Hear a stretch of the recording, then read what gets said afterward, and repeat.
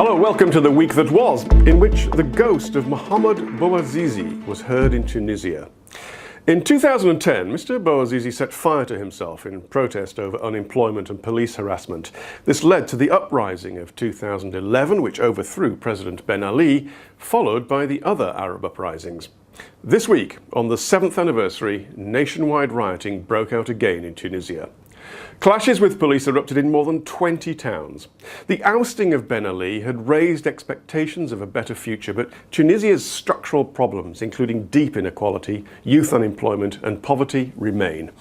Those issues were factors in the outbreak of the war in Syria, where the end is not yet in sight. Government forces have renewed an offensive in Idlib province, which has displaced more than 100,000 civilians, many of whom had already had to escape fighting elsewhere in the country.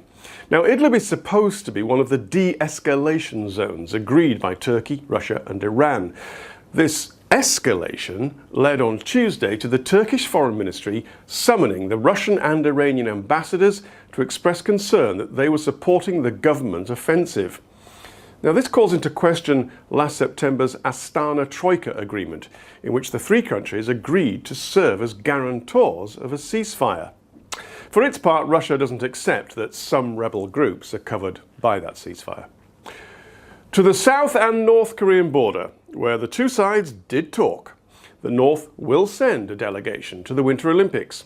It's a start, and it's approved by China's President Xi, who called his South Korean counterpart to say so.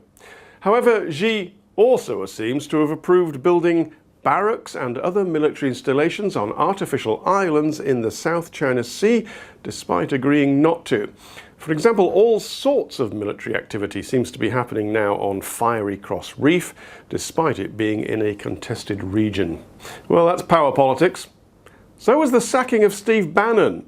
The former chief strategist of Donald Trump was turned out of the White House last year and was sniping against his former boss from his position as head of the right-wing news site Breitbart.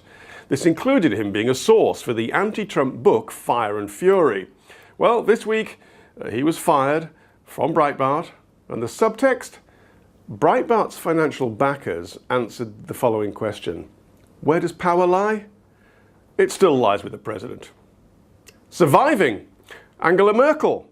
Last-ditch negotiations for a coalition government with the SDP in Germany seemed to bear fruit. Compromises were made. Formal negotiations over cabinet positions can now begin.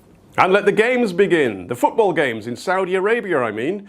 Never mind Philippe Coutinho's transfer from Liverpool to Barcelona. No, the action was in Riyadh, where for the first time women were allowed to attend a match.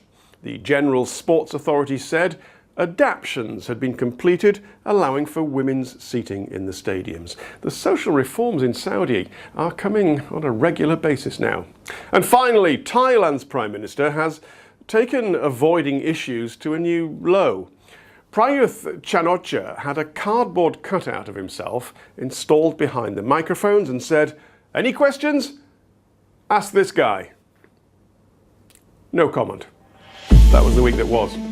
See you next week.